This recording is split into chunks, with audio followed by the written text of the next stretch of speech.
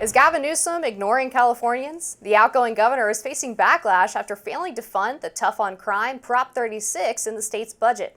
In November, 68% of voters in the Golden Gate state voted for the ballot measure that puts tougher consequences in place for retail theft, hard drug, and fentanyl-related offenses.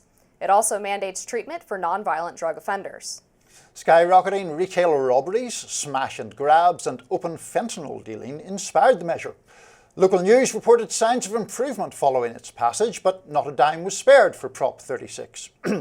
Newsom has opposed the initiative all along, citing the dangers of mass incarceration and warning against unintended impacts it could have on black and brown communities. Steve Hilton, who's running for governor in California, posted on X, quote, "The message was clear. Restore consequences, offer recovery, stop the cycle." Liberals love to chant no justice, no peace. When it was time to fund real justice, they vanished. 70% of Californians approved Prop 36 over 6 months ago, and the governor still hasn't funded it. Our dangerous, deadly, and brazen crime is the result of years of progressive policy failures. The people did their part. Time for the governor to do his. Enough is enough. We should say probably, I've now lost the name of that person. I don't think we credited who said that, which was, I guess, a state senator in California. You have some, there we go, Senator Marie Alvarado Gil. I hope I'm pronouncing the senator's name correctly. Anyway, you have some thoughts on this, Amber? Go for it. I do, yeah. The Daily Caller News Foundation sent a reporter out to talk to Californians about this, and the ones that they spoke to are pretty upset that Newsom has not provided funding for this. And I really can't see an explanation as to why he wouldn't, especially since he's considering running for governor on apparently a more moderate Democratic platform, or running for president on a more moderate Democratic platform than a lot of the members of his party. It seems like tackling tough on crime policies, particularly ones that have been approved by the majority of Californians, would be a no-brainer. Yes, but I think it's a little more complicated than that, would be my counter-argument. Because when this proposal was put forward, its advocates notably did not provide a means of funding it. And the proposition that passed had a balance of a kind in that it was making certain offences more serious than they would otherwise be, but it was also providing repeat offenders with an alternative to a custodial sentence, which was drug treatment, essentially, or treatment for addiction. No one ever said where the money for that was coming from. And so it was, I think, a little bit of sleight of hand on the part of advocates to say, we want to pass this thing, but we're not going to say how we're going to fund it. Newsom's argument, or one of his arguments that he makes in his own defence, is if people wanted this at the county level, and a lot of county supervisors were among the advocates of it, they can try to fund it out of county taxes. That obviously hasn't happened yet.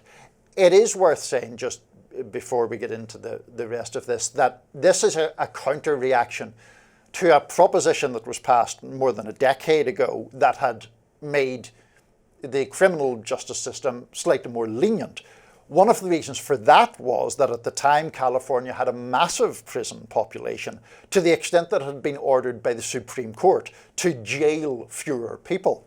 And I noticed the Public Policy Institute of California said that that earlier, more lenient measure had led to $800 million of savings, partly because they were having to pay to incarcerate fewer people. Yeah, I think at this point the Californians, though, are really fed up with the idea that they get taxed out the wahoo, and yet they apparently can't find the money to tackle crime, which is one of the biggest issues facing the state. And although it would be great for local communities, counties to fund this themselves, it was a statewide proposition that was approved by the majority of voters. So I do think it's incumbent on the governor to get a bit creative here and figure out a way to get this into the budget. Yeah, I mean, it was, it was passed by a very sizable majority, more than 60%, 68% I say we have on screen. So yes, it did have a lot of popular support, and, my argument is more about the merits of the idea than whether it should be funded or not. The voters have spoken, and it seems reasonable that it should go into effect in some shape or form. I do think the lack of funding mechanism was disingenuous. I also wonder, honestly, if it's the wrong solution to the problem, because one of the intriguing things about California when you look at those rising crime rates is they did not begin when the earlier lenient proposition was passed. They began in and around COVID.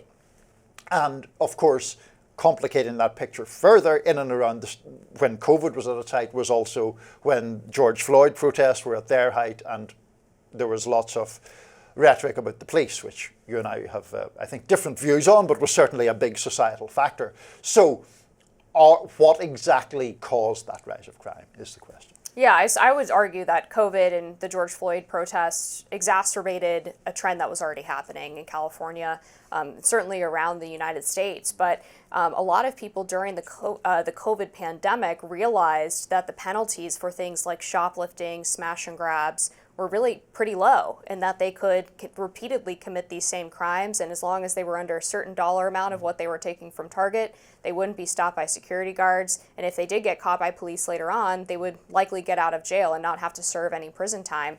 And so once people heard that, right, and realized that, they continued to do it. A lot of the smash and grab and retail theft perpetrators tend to be the same people that do it over and over and over again, because there's no 3 strikes rule, obviously. There's not really much indication that in California, if you are a repeat offender, that you get a harsher sentence, so long as you're committing the same crime over and over again. I think the other important element of this is the fact that there is this requirement for treatment for people who have committed crimes out of struggles with drug abuse, right? And a lot of the criminal justice reform policies and narrative has been around the idea that drug abusers should get some leniency because they were maybe not in the right state of mind when they committed those crimes. And I think that's a reasonable thing to say. However, a lot of these individuals also don't have the wherewithal or the desire to get treatment.